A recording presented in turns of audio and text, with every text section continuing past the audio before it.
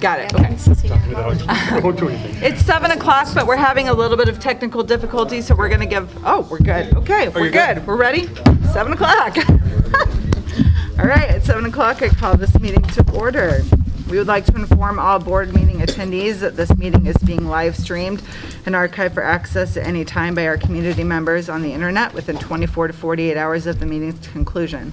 This meeting is open to the public in accordance with the current mitigation plan that was approved by the Board of Education on the 14th of February 2022.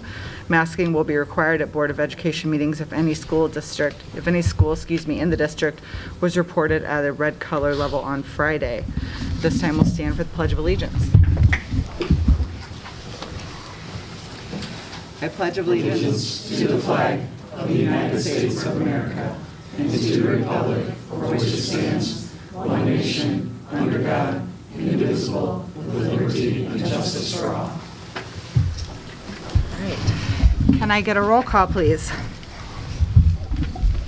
Mr. Gonzalez. Here. Mrs. Junk. Here. Mr. Carey. Here. Dr. Lawler. Here. Mr. Mankowski. Aye.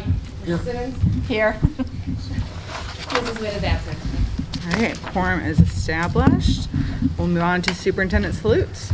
Nope, I lied. Consider it.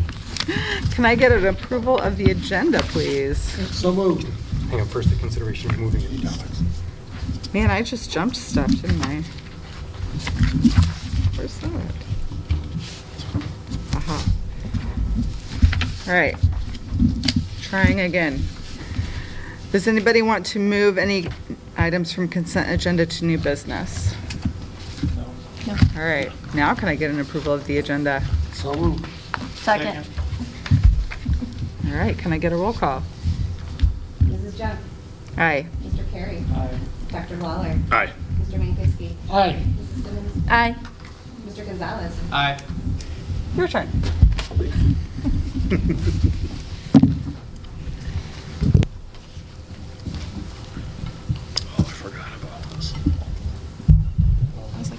Good evening. For our salutes tonight, we are proud to share a few things. First of all, I know that when Mrs. Maris comes up for her retirement recognition, she may share some additional information, but our first salute, we'd like to share a thank you to Waubonsie Community College. If you recall, as we started prom leading into the week, we planned for 400 students to attend, which was the largest that we've ever had, planning for 400. But as tickets became available and more students became interested, the interest raised because of Waubonsie and because of our awesome administration. But in the end, we ended up needing more space. Our high school administrative team continued to work with Waubonsie, and we ended up with, I believe the last count was over 507 tickets sold. So a huge appreciation to Waubonsie and our high school administrative team to be able to make that work and be flexible so that we were able to add an extra 507 students to attend either their junior or senior prom. So thank you to Waubonsie and our high school administrative team. So round of applause, please. And second, I would like to, at our last board meeting, the Board of Education approved the contract for Mr. Brian Faulkner to return as principal at not Mr. Harder, but at Harder Middle School starting in July 1st. So Brian, if you would please stand and wave. Welcome back to Kaneland, Brian. Welcome back to Kaneland. One of our exciting things that we get to do at the end of the year, it's typically at this meeting in May, where we recognize our staff, our 25-year recognition service award, and also our retirees. We are honored and fortunate to have so many dedicated staff members that stay for 25 years and or work even longer and retire from Kaneland. So I would like to start with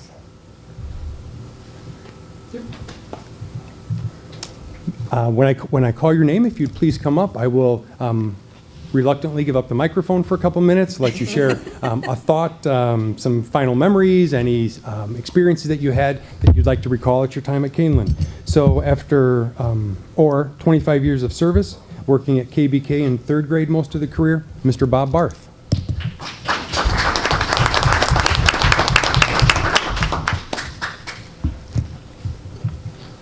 Thank you for your service. Yeah. Oh, nothing. Sure. Yes, I'm sure. Picture, Mr. Barr.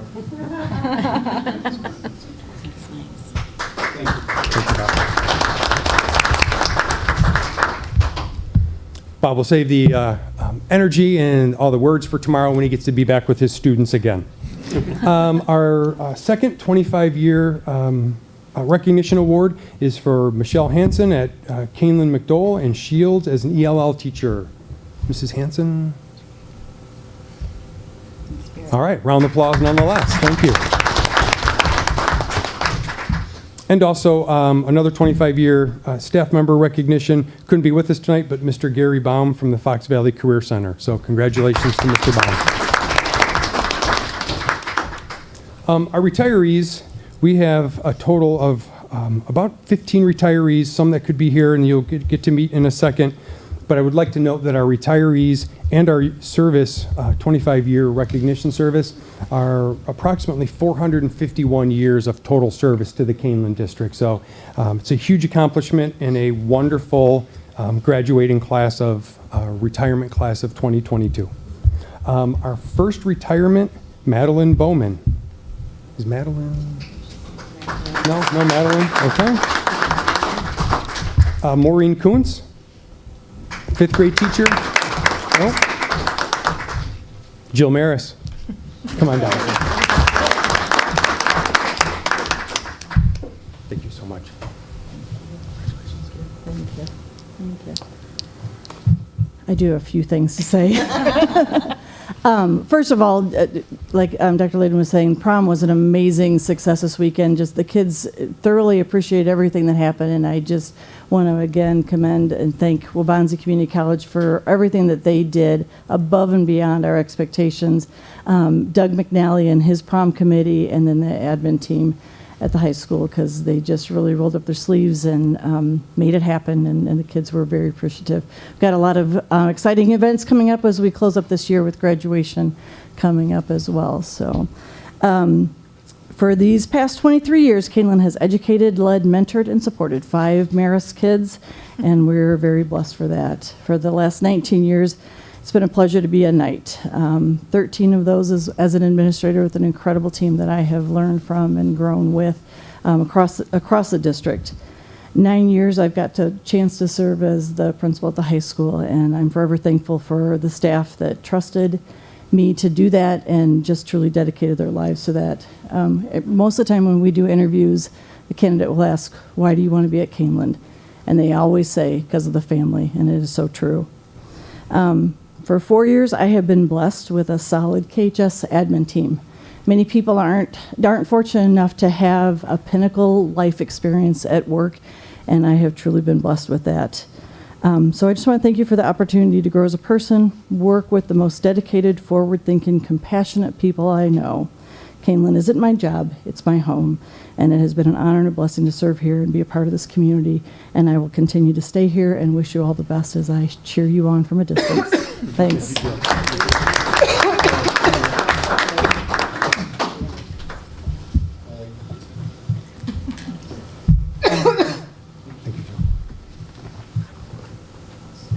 Thank you, Mrs. Maris. Our next retiree, Mr. Javier Martinez.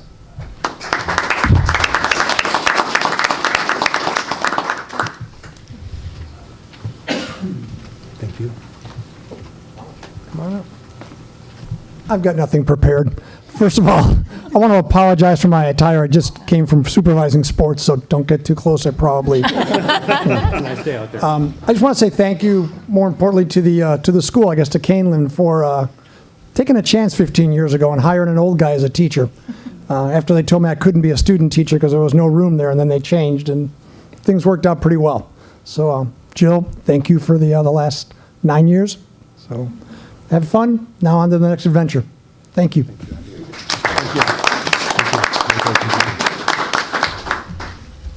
Thank you, Javier. Congratulations. And the rest of our retirees, I'm going to just read off their names and share the position that they most recently hosted. There are a number, so if you'd hold your applause to the end, that would be awesome. And please also remember, some of our retirees aren't retiring now at the end of the school year. Some retired in December, just different times throughout the year. So our other retirees are Ann Olson, who was an instructional coach at KME and KBK. Eileen Bretman, District Benefits Coordinator for 16 years. Karen Devereaux, here at Harder as an RTI reading interventionist, served the district for 28 years. Judy Fabrizius, Kaneland High School family consumer science teacher for 25 years. Donna Harner, Fox Valley Career Center EMC program nurse for 12 years. Lauren Kerr, Kaneland High School paraprofessional for 15 years. Vicki Kunstman, district bus driver for 17 years. Thomas Leno, health teacher here at Harder for 24 years. Julie Little, paraprofessional and district bus driver for 30 years. Deb Martinson, Kaneland High School 7th grade science teacher for 23 years. Marissa Perez, food service here at Harder for 18 years. Anna Richards, Kaneland John Shields, 4th grade ELA teacher for 25 years. Linda Spires, Kaneland High School receptionist for 17 years. Beth Sturkel, district admin to the superintendent for 30.5 years. Sorry about that, Beth, if you're watching. And then Ann Topstein, John Shields and KME, occupational therapist. And again, that's 451 years of total service to the district. Thank you to all of our retirees and our 25-year service recognition tonight. Thank you.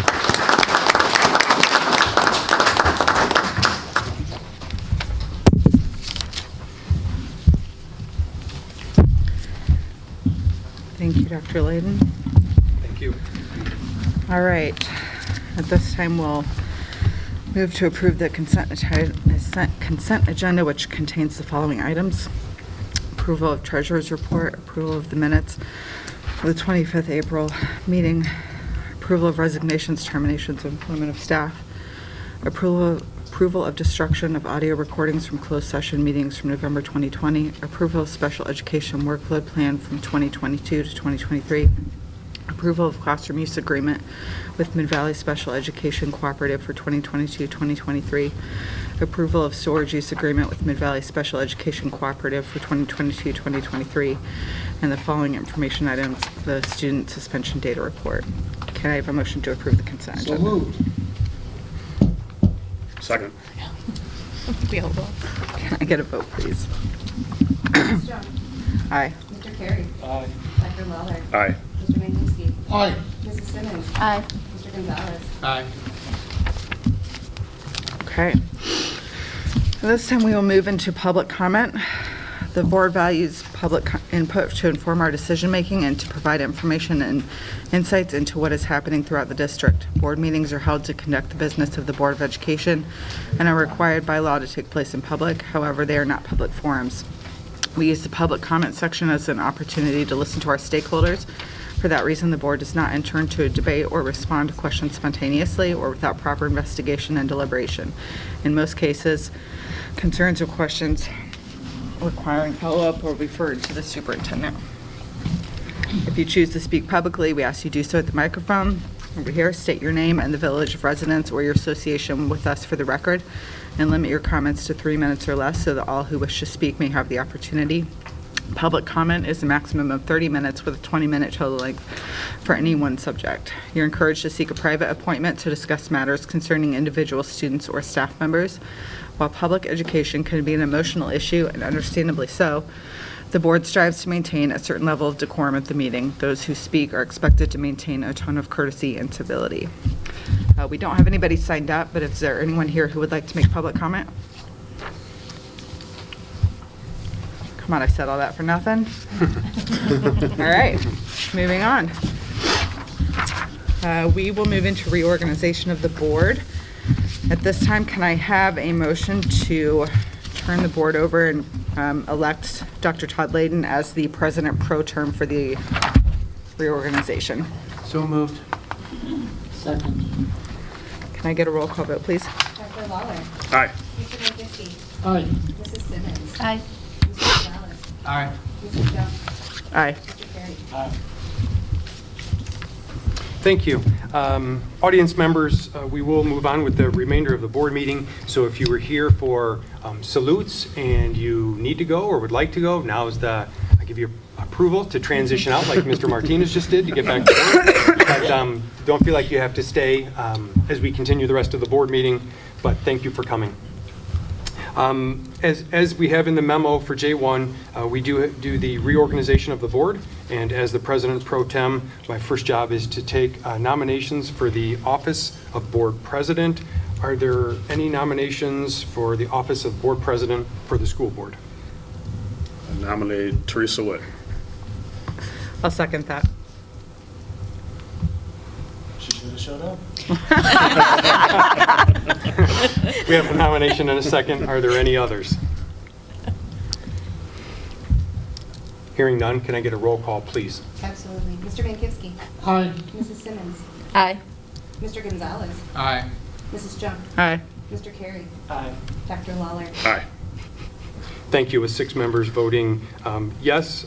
Congratulations to President Witt to serve as board president for another year of the Kaneland School Board, and congratulations and thank you for your service.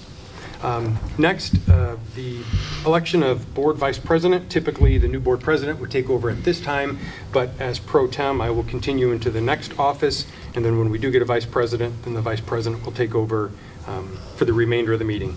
So with that, can I get a nomination for the office of vice president? Nominate Jennifer Simmons. I'll second. We have a nomination and a second. Do we have another? Hearing none. With that, can I get a roll call, please? Mrs. Simmons. Aye. Mr. Gonzalez. Aye. Mrs. Junk. Aye. Mr. Carey. Aye. Dr. Lawler. Aye. Mr. Mankivsky. Aye. With a vote of 6-0, we have a vice president, and with that, I will officially turn the meeting over to Jennifer Simmons as the vice president. I'm done.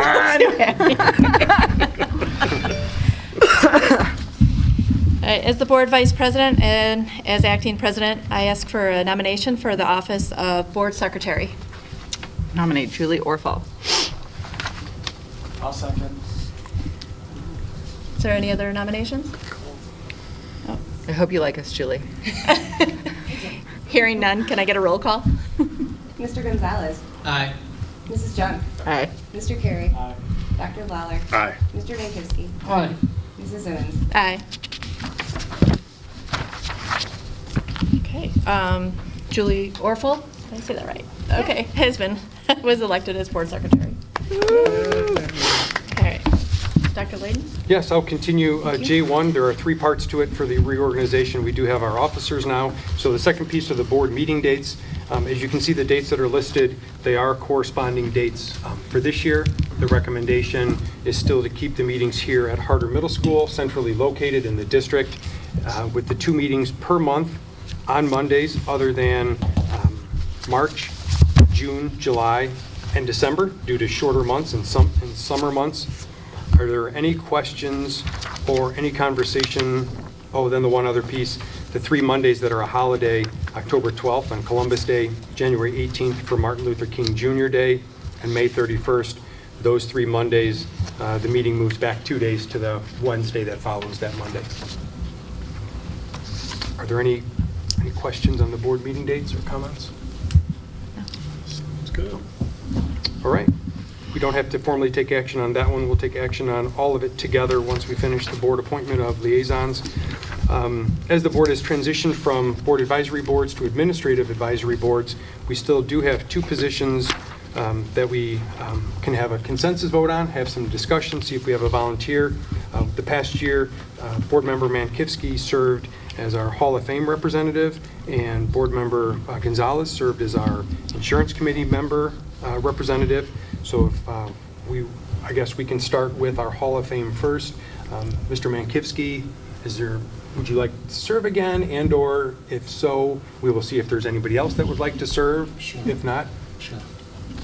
Mr. Mankivsky would serve again. Is there anybody else who would like that opportunity? Thank you. No? Thanks, Bob. All right. And the insurance committee, Mr. Gonzalez served in that role. Is there anybody else that would like the consideration to serve on the insurance committee? A little more challenging because it meets right at the end of the workday at 4 o'clock. Nobody? You want to keep it? Mr. Gonzalez, you're Yay. interested? All right. Thank you. Thank you. Thank you to both Mr. Gonzalez and Mr. Mankivsky for continuing to serve in those roles. And with that, I'll turn it over back to our Vice President for a recommendation. Okay. The Board of Education recognizes, education reorganization by electing officers, determining board meeting dates, and designating board liaisons as stated above. Can I get a motion? So moved. Second. Roll call, please. Aye. Mr. Carey. Aye. Dr. Lawler. Aye. Mr. Makowski. Aye. Mrs. Simmons. Aye. Mr. Gonzalez. Aye. All right. Do you want to Was- come in the official spot over here? No, we're good. Oh, okay. Yeah, we're good. This seat's warm enough already. With 6, the motion was carried. So we're going to move on to J2, and it's Patrick? Yes. Mr. Raleigh? Yep, that's fine. Yeah, I'll turn it over to Mr. Raleigh. Mr. Raleigh will do an introduction. I know that we have behavior facilitators here that will also share some information. So with that, I'll turn it over to Mr. Raleigh. Thank you so much for your time. Similar to what we heard, I think it was about a month ago with our EC5 behavior facilitators, our behavior facilitator here at Harder, Ms. Carrie Scatal, and at the high school, Ms. Katie Gleason, have put together a presentation to update the board on the work that they've done this year, using some data that they've collected throughout, and then taking a look at what that will, how that will serve future plans leading into next year and the years beyond. So I'm going to take a step back. I'm going to ask Ms. Scatal to come up and present on behalf of Harder Middle School and the work that she has done here at Harder, and then she will turn it over to Ms. Gleason when she is done. Whoa, you're a lot taller than me. Okay, hi, I'm Carrie, and I'm excited to be here. It has been a great year, a little bit of a wild ride, but I think there's a lot of good information in here.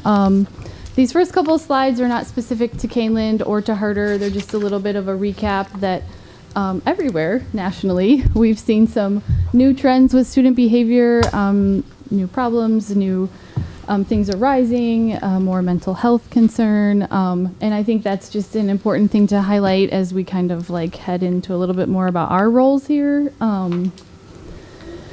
This is a little bit of the why. I'm sure this is all not new to you either. It's been a lot going on over the last couple of years. I think some of the reasoning behind shifts in student needs and behaviors is systemic out of COVID. We can't ignore that piece. I also think there's some real shifts in social media use and access and other things that are like at an all-time high. There's also simply just the access to support and resources for a lot of mental health things is not keeping up at the pace that they're needed. So schools are kind of absorbing a little bit more of that. So again, like a lot of pieces are kind of contributing. Specific to Harder, we are not any different than everywhere else. This is just some comparable data out of our Swiss program, which is what we use to kind of house student referrals. We took kind of an odd time frame. I'm just going to point that out, that it's the August to February, and that was simply done so that we could have like a direct comparison back to the most typical school year that we had before COVID, so we can try to do like an apples to apples comparison.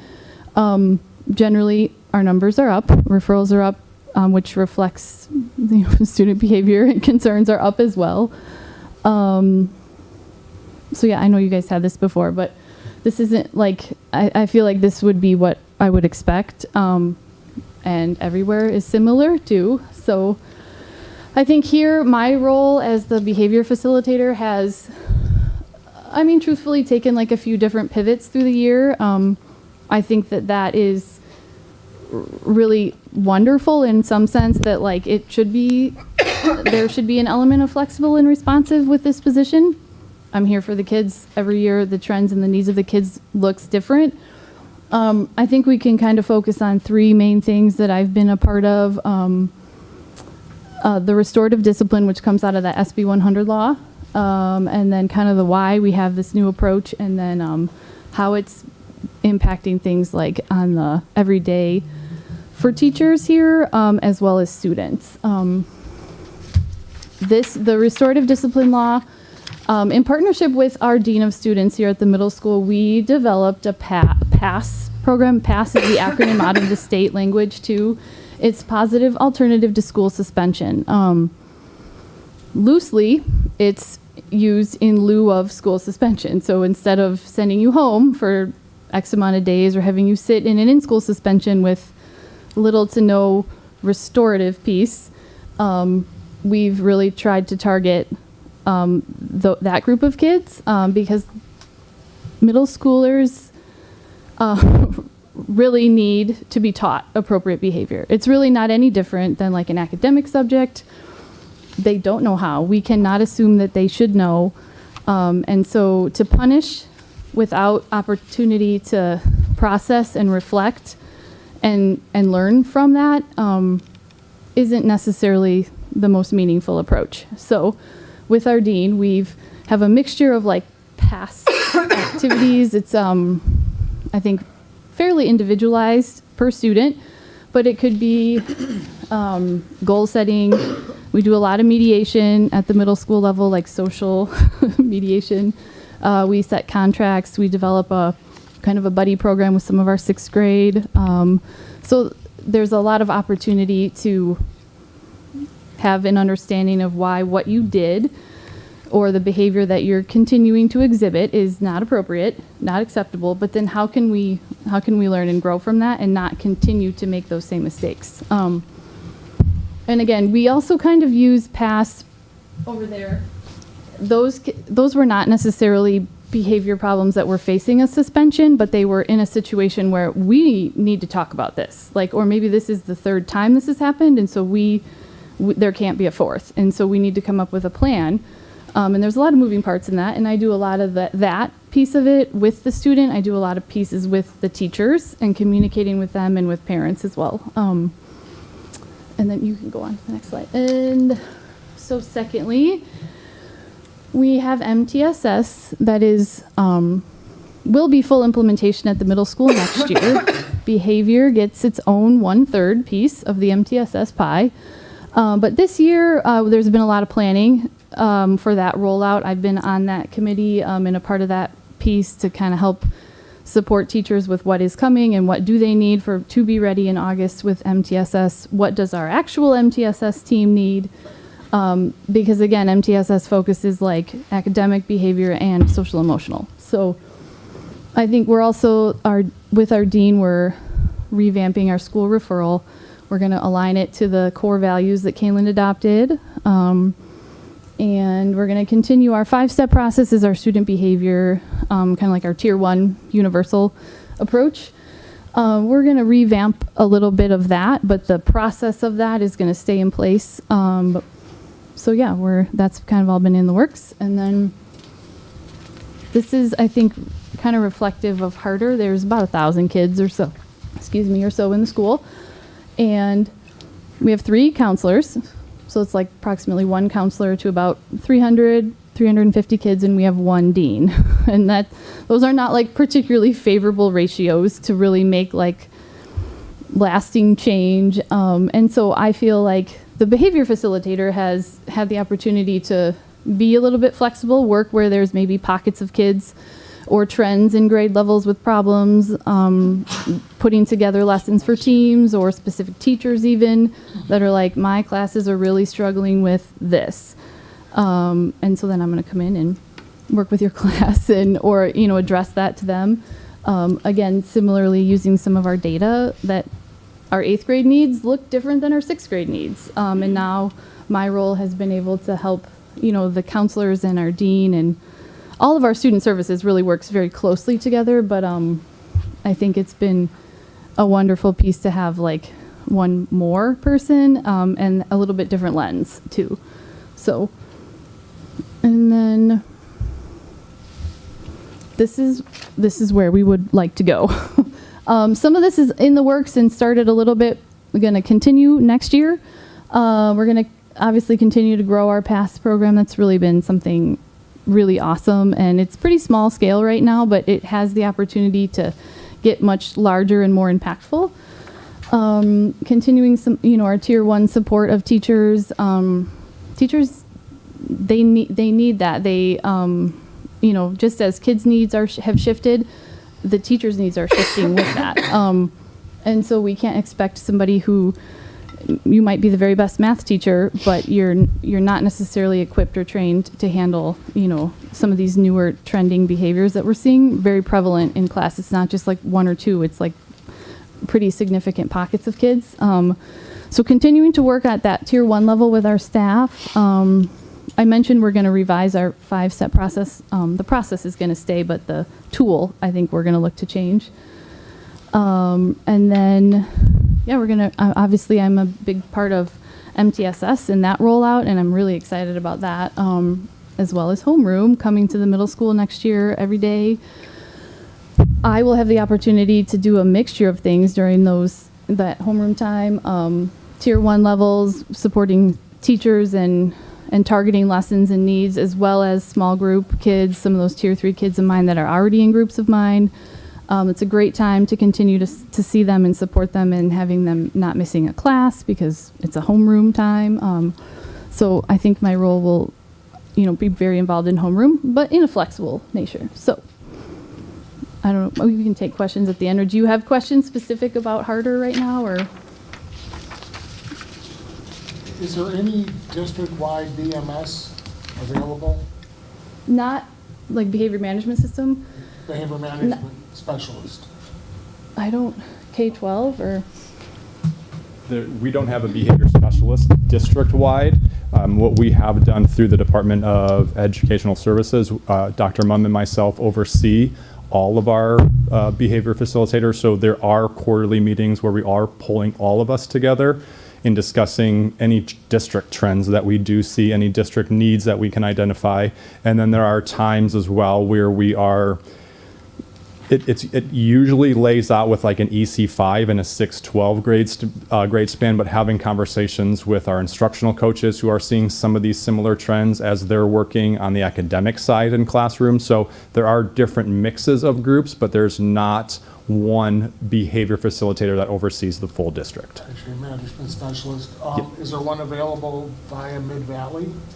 That I am not aware of. Okay. Any other questions, or?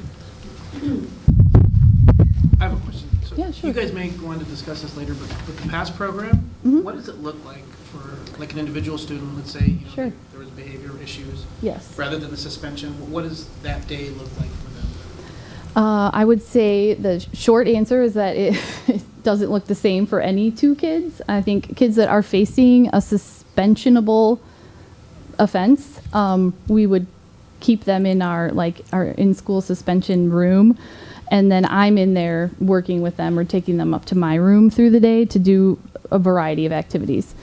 Kids that are doing some sort of activity in our PASS program, but we're not facing a suspension, it's kind of mixed in through their day, study hall, lunch. I see a lot of kids then.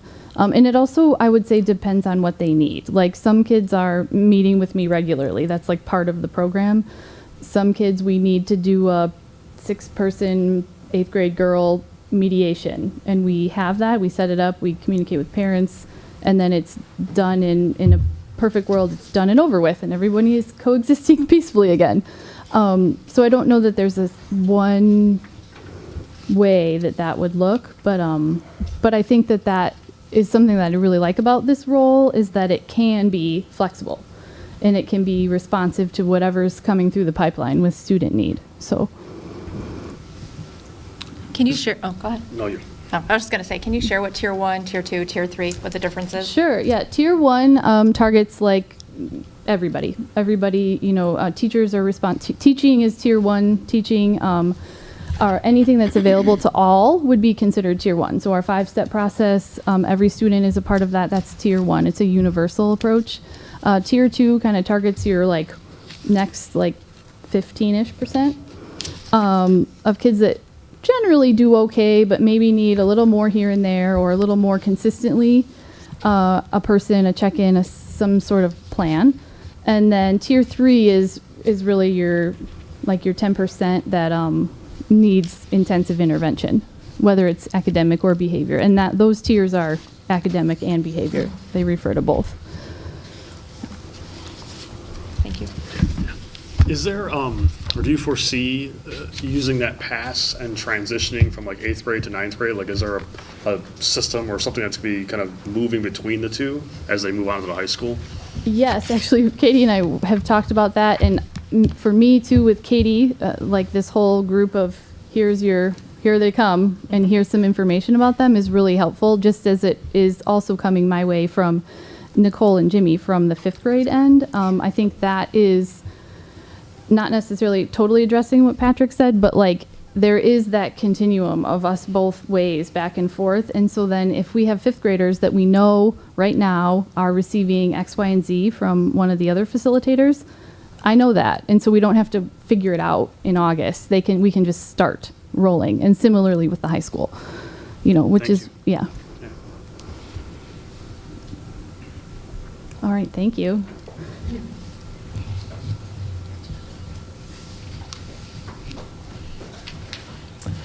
Hello, thanks for having me here and allowing me to be here and share what's been going on at the high school. I'm going to do a little segue off of what Carrie said, that middle schoolers need to learn how to behave. So do high school students. Just as if a student was struggling with a math concept, we would practice and we would teach them. If they were struggling with learning how to drive a car, we would be practicing and teaching them. If they're struggling with behavior, we're going to practice and we're going to teach them. That is just kind of where we come from in the basis of why we do what we do and why it's so important. And just as best practices in teaching evolve, and best never stays best, it always gets better, right? And we move to a new best. So do those same practices and strategies and behavior, which is why I think it's wonderful that the district brought in behavior facilitators, because our society is changing, our student body is changing, and again, we need to be responsive to that. So I will talk, my approach was a little bit different than what happened at the other schools. I was the only behavior facilitator that was new to Kaneland, so I had to take some time to learn and understand the culture at KHS and the teachers and the needs of the teachers as well as the needs of the students. So after taking some time to observe and to chat with some staff there, I just kept hearing teachers say, we need students in class, we need students in class. Now, while maladaptive behavior has been increasing for a while, minimum of the last 20 years, the types of behavior that we're seeing and the frequency of behavior that we're seeing has been increasing. COVID just sort of threw us over the edge, right? Students were at home, little to no structure, behavior was already increasing, and now here we are trying to get back. And so that was the one thing I kept hearing teachers say, we need them in class. We can't teach them unless they're in class. I said, okay.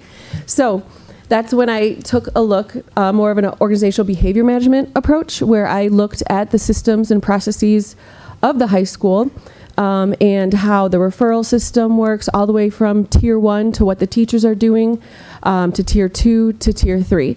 I had the opportunity to work very closely with our dean, and him and I, over time, we gradually built a great system for changing behavior. Again, we're never punishing. We are giving consequences to change behavior.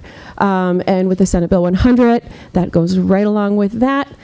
We built a continuum of consequences and interventions that we could put in place for students. And we just kind of worked on that whole systemic process from, what happens in the classroom with the students down through the referral process to the dean, and how we're changing that behavior. So this is my dad. I apologize. I did it myself. I didn't use like a program, and it looks kind of messy, but I think hopefully you'll get the picture here. So right when it starts peaking, that was about when I started really looking in. Teachers were saying, hey, we need help. We need help. We need these students in class.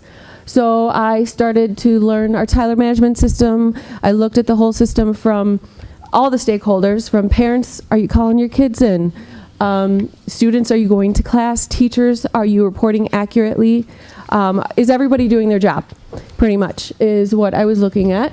And once we kind of peeled off all those onions, we worked on them one by one with the dean. And slowly, well, actually pretty quickly, you see that we went down and we kind of got a hold of that. Students were very responsive to the new system and the new procedures we put in place, which has been great. Hence teachers are given more instructional time with their students in class. There's a lot to do moving forward. This is just a snapshot. I could probably go on. And this is just not for Kaneland, this is just everywhere. Just like I said, as teaching best practices evolve, behavior never goes away, and it's attached to everything. So we're going to continue to revise and refine the systems and processes just like we did with the dean referral system and attendance. We're doing that with MTSS. We're doing it with the big systems and processes all the way down to the smaller ones. So that's always going to be something that's just evolving. Organize and implement a continuum of restorative consequences for Tier 2 behaviors. So that is something that we've created. But again, we're always going to be looking at that and revising it based off of our student needs. Communicate the processes and expectations of attendance and behaviors to all stakeholders.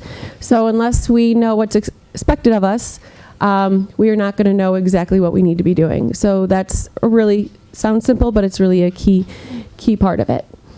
Maintain Tier 2 structures while we address Tier 1 responses for behavior within the classroom. Again, Carrie mentioned that Tier 1 is how teachers set up their classroom and their behavior management plan, and also how they respond to problem behavior within the classroom. It's not always just like, oh, you did this, go on to the dean.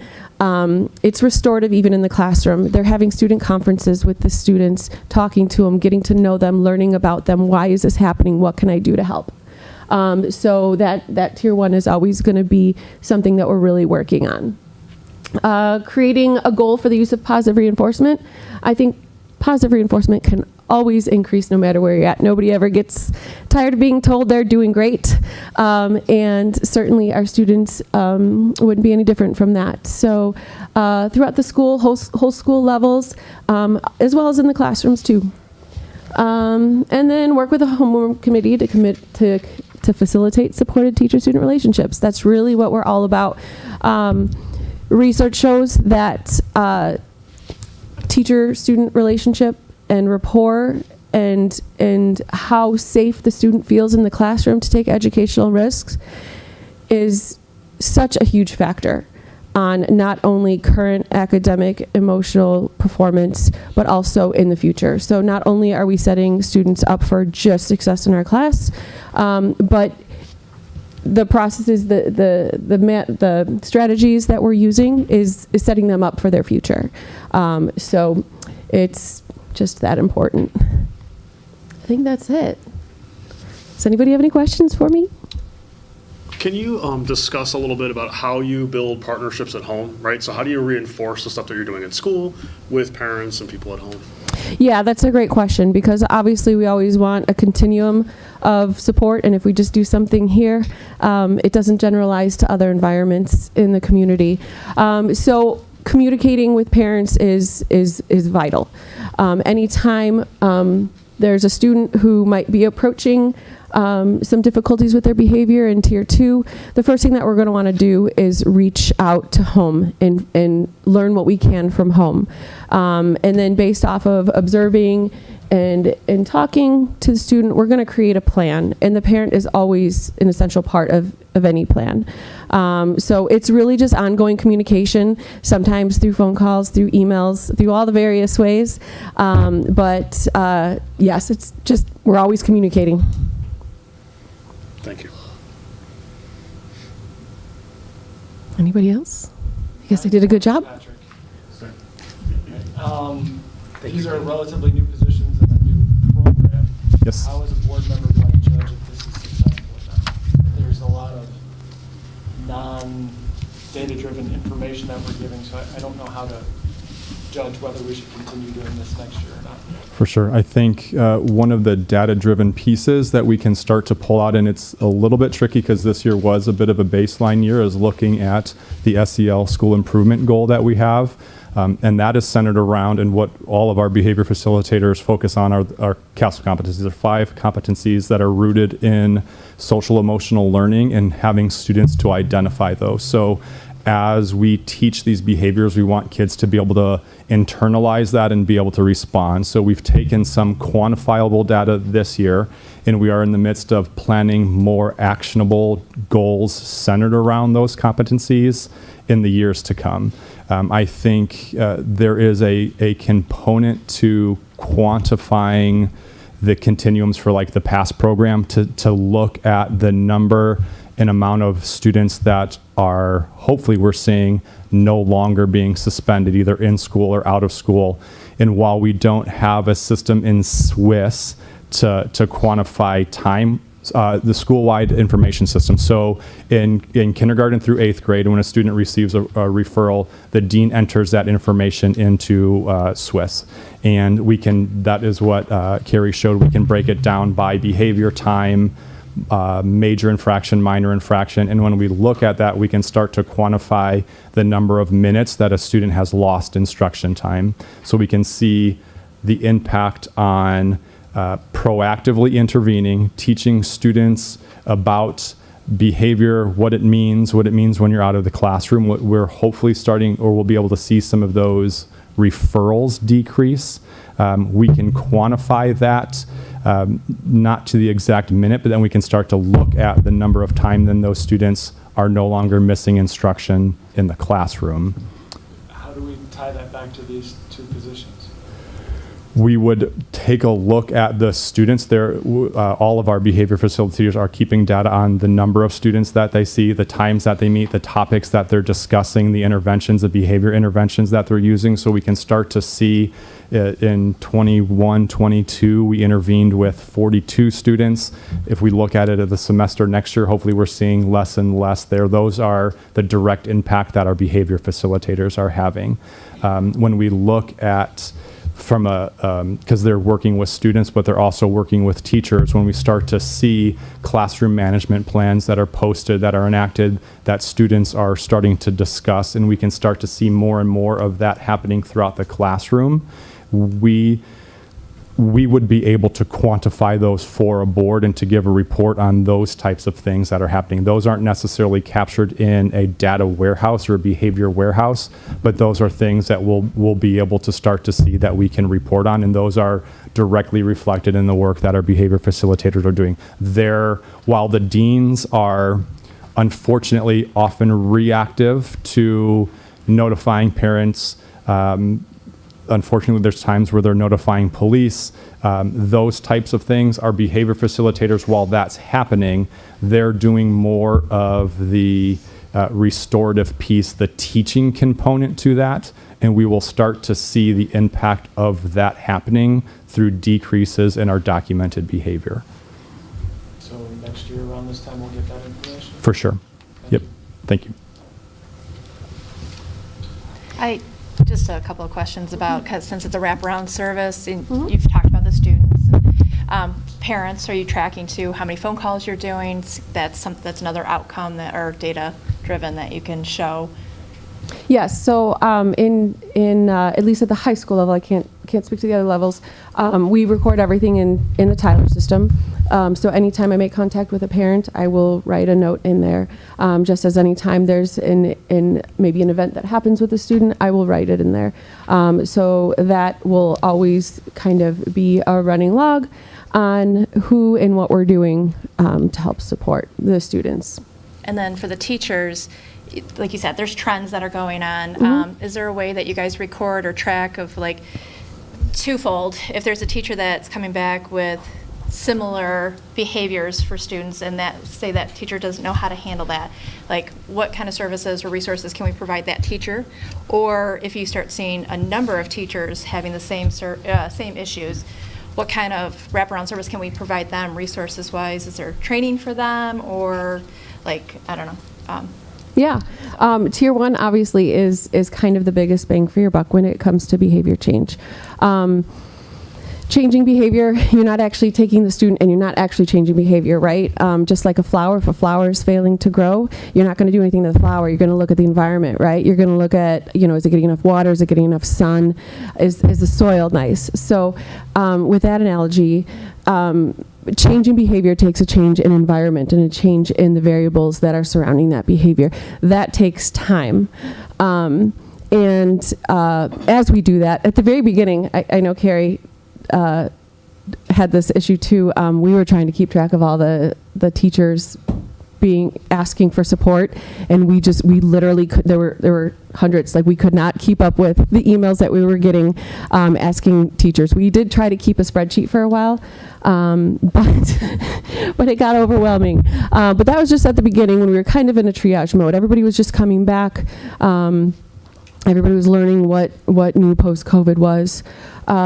So now we're at the point where things have kind of settled down, and the way it works right now is that teachers will come to us and say, hey, I have a student, he's in my classroom and not doing anything, or disruptive, or whatever. And the way that we go about that is we use behavior skills training, where first we educate on the basics of behavior and how behavior works and why behavior works.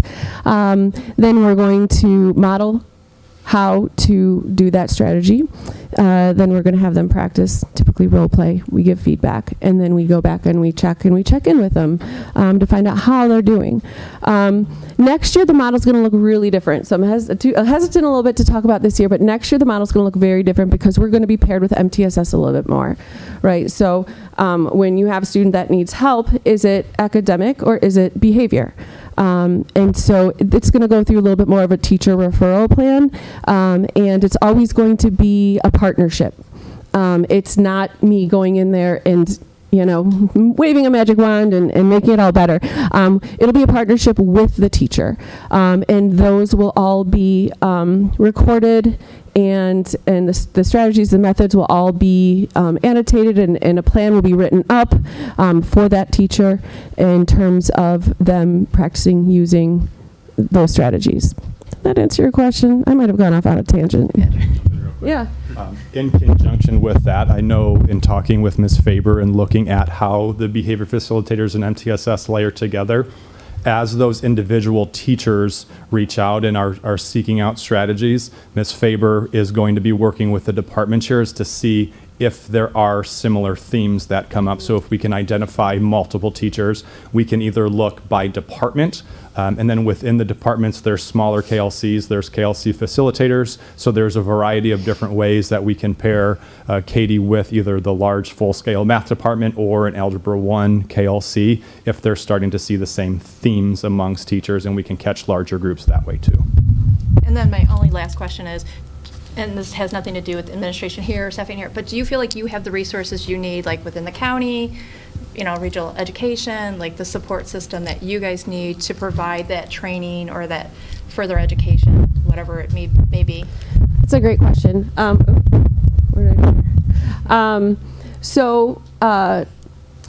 Board certified behavior analysts, they are not, they're kind of new to the school atmosphere. They've been around in clinics helping people of all ages with behavior. Just in the past, really 10, 15 years, we've seen a really big uptick on school districts bringing behavior analysts, behavior facilitators, whatever you want to call them, coaches, into school districts. And so it's kind of a new thing. We do have some support groups where behavior. Actually, there's one tomorrow night where school facilitators from the area kind of partner up. I also partner up with a few others in other districts. We talk about like what we're seeing. We talk about what they're seeing. We kind of collaborate. The field is very collaborative. You're always talking, asking, wondering, hey, what did you do in the situation? Did it work? Did it not work? Sharing research. There's a lot of research. Research is really growing in our field. So the answer is we're getting there. We're getting there. There's still I think ways that we can better support behavior teams in schools. We're not quite there yet, but we're getting there. Thank you. Anybody else? So I'm not struggling to formulate the question, so it's more That's like, okay. Can you I'm help me patient. see if my thinking is right? Sure. Okay, all right, so I got you. I'm envisioning this, right, and I don't know if I'm envisioning it right, but as it progresses programmatically throughout the years, does that mean the 9th graders come in and they're struggling, 10th graders, now we're getting better, 11th graders, oh, we're solving all the problems, 12th graders, they're perfect, they don't have any problems, no referrals? Or is it these groups get these problems and they get older, they start getting other problems because they're older? Or am I thinking completely wrong? Like, I'm just trying to think about The this. only thing that you got wrong there was when their 12th graders are going to be perfect. Okay.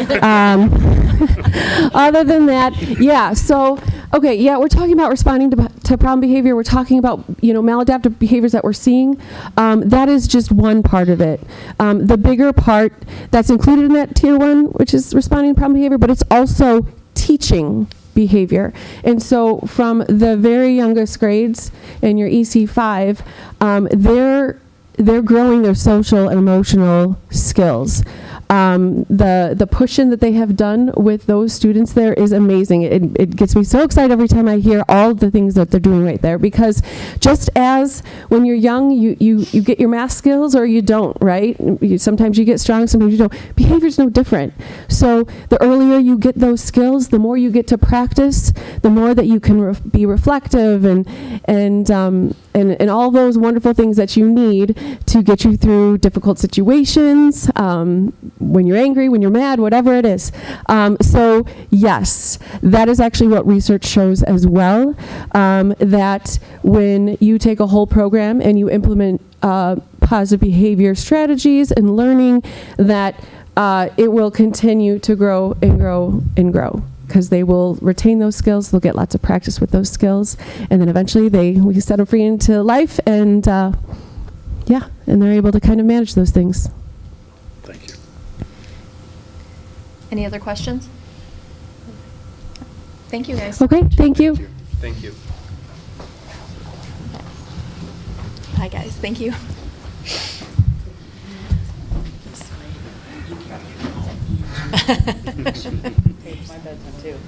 Thank you guys for coming. Start like from Adam over. Okay. So, since there's no action needed, we're going to move on to J3, COVID-19 mitigation plan updates. Dr. Lee?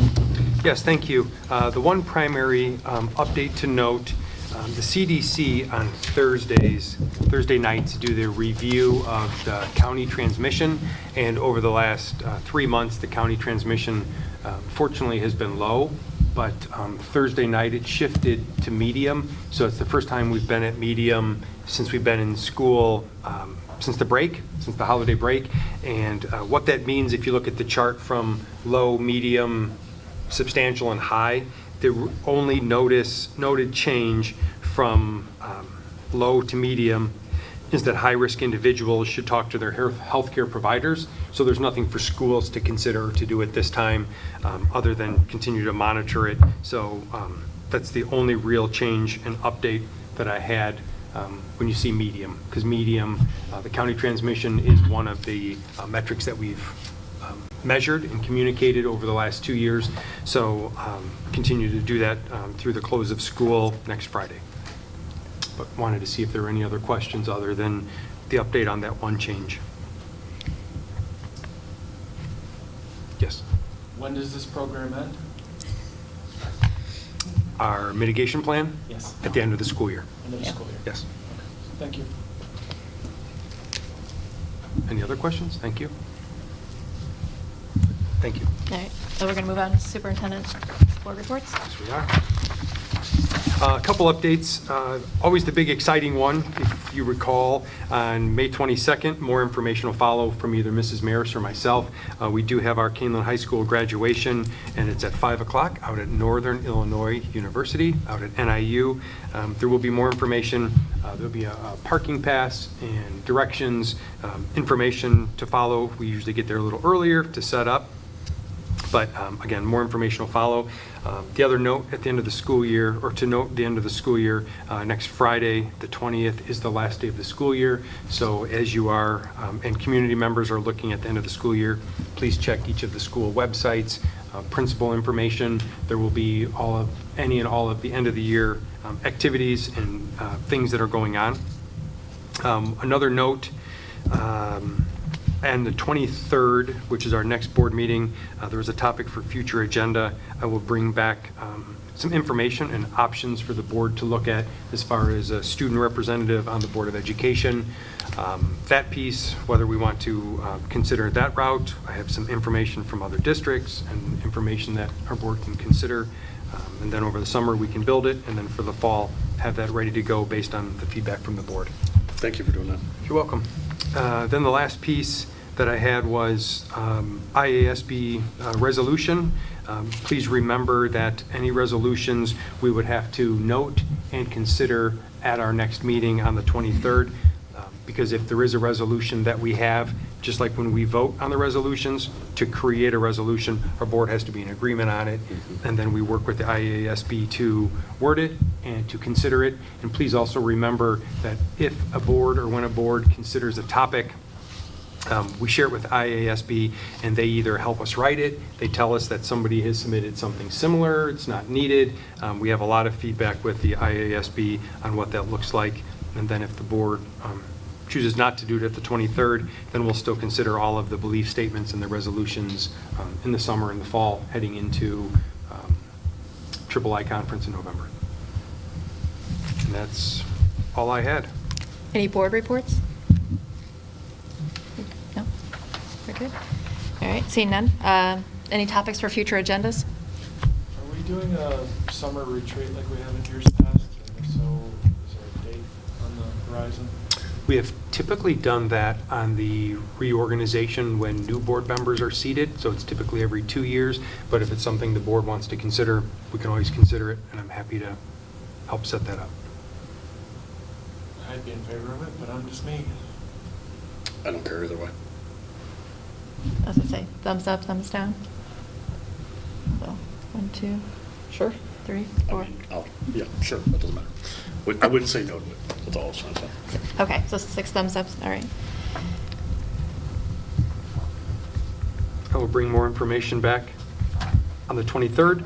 We can look at calendars and put a date on the calendar. Thank you. Okay. You're welcome. Anybody else? Yeah, I don't know when we would do this, but now that it doesn't seem self-serving, I know Teresa and I kind of talked that for some of us, it seems to make sense that we would do reorganization every 2 years instead of every 1 year. Feels like you barely get into the role, and then we reorg and we have to do all the things again. So not this year, but on your every other year in the election term cycle. So I don't know when that comes back for conversation. It definitely doesn't have to be now, obviously, but. The retreat. The retreat could be a time to discuss that. Yes. But just part of what Board Member Junk is talking about, we can do a 2-year positions. We can do 2-year positions.